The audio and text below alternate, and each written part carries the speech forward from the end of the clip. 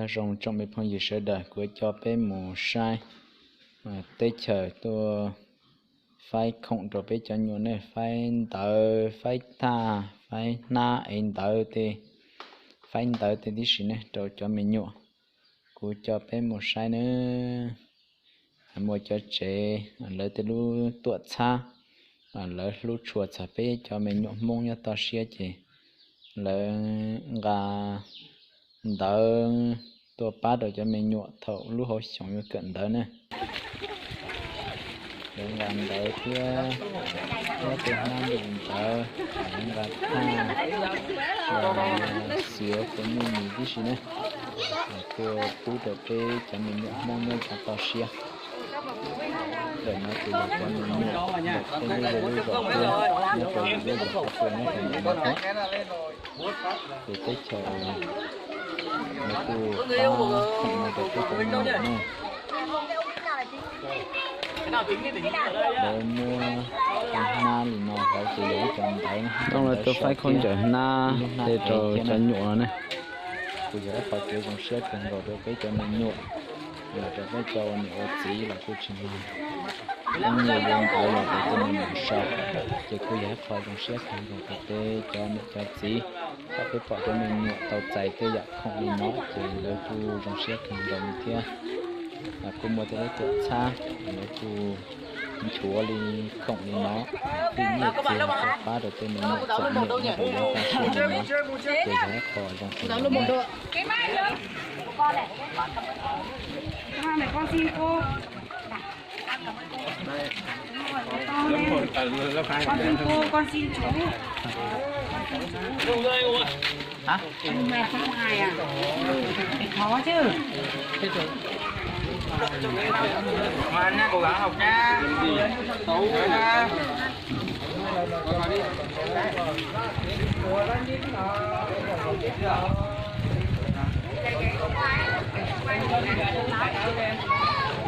Cái này của lớp 1 đúng không ạ? Lớp 1, lớp 2 trao đây hết rồi.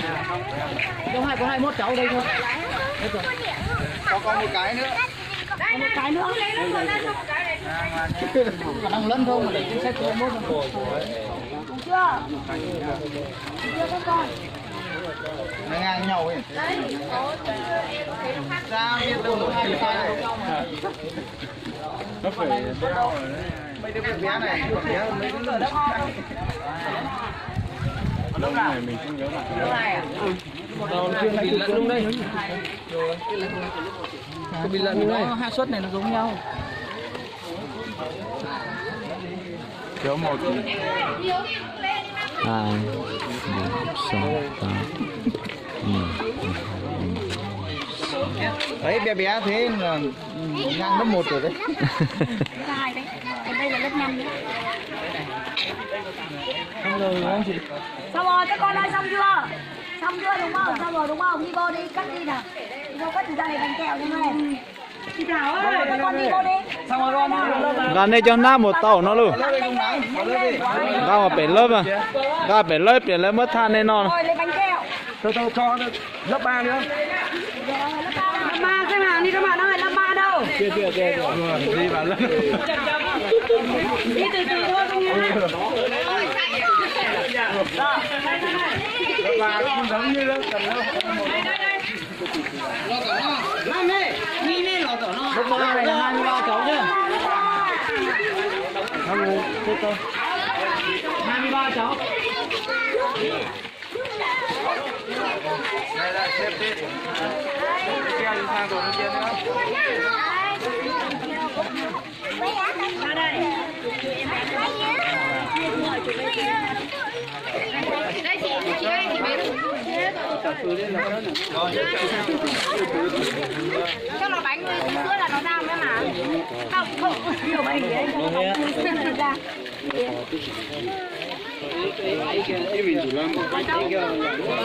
Anh đẹp của chúng mình. Đưa đây. Lớp 3 kìa, lớp 3.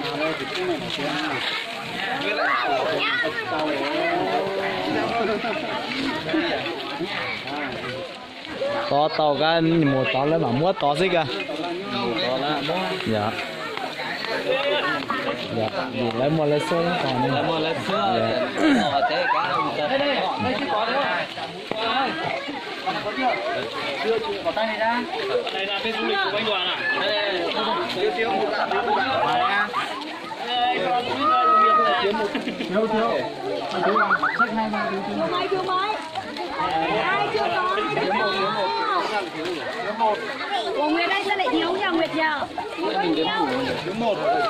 Thì đây. Thiếu.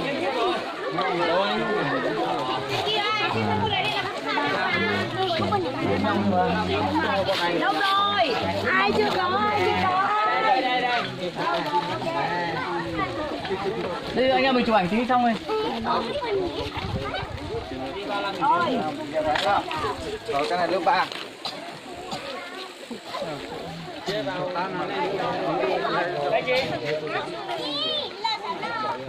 Có anh Huỳnh chụp rồi mà. Tuyến.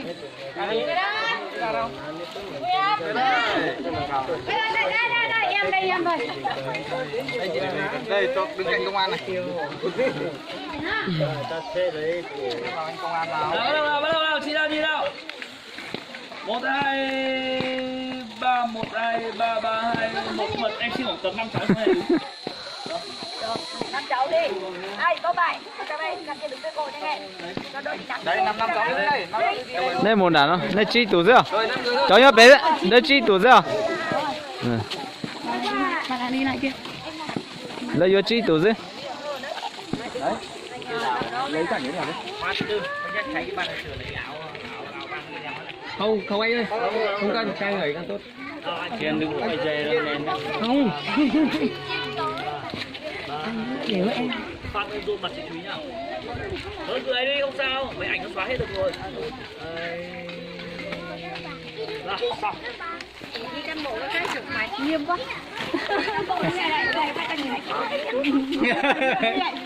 Sao cơ à? Thôi đi phát nước này với kẹo đi. Thôi lên lớp. Nóng quá rồi nhá. Phát nước này lên lớp đi.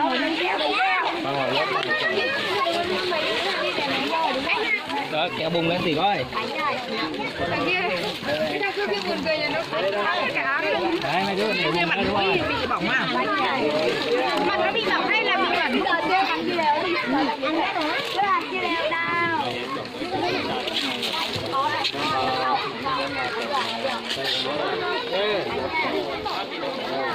Bây giờ cái này cái giáo là cái cố của cái mạng vắng. Không quên à, chị trả qua nha để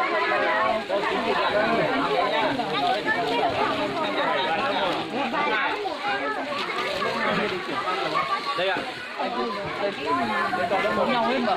Nó một hai cùng sai. Các bé ơi, xuống đây lấy bánh kẹo này. Mua đây cho nó. Đây là ngọt tha nó.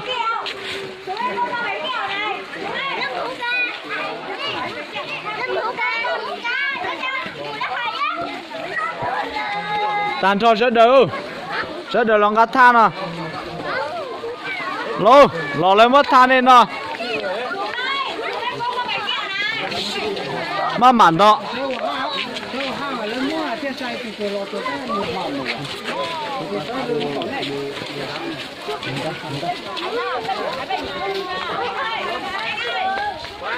cho tuần chuyên để cho sống này một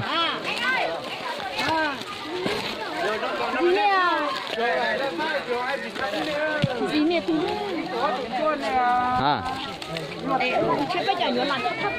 giật phăng nhóc phần đá nè cá nhân giật phăng hu nhóc phần đá ha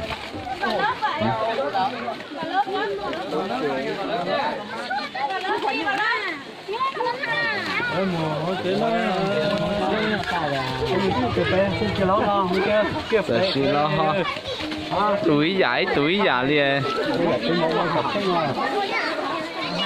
mua là hôn chết lắm mà ba chục được thao hôn mà mặt lọ mỏ hôn mua là hôn chết lắm mua ô đi mà mua chục được thao nào như nào một cái mua phải anh này mua phải mua cho hết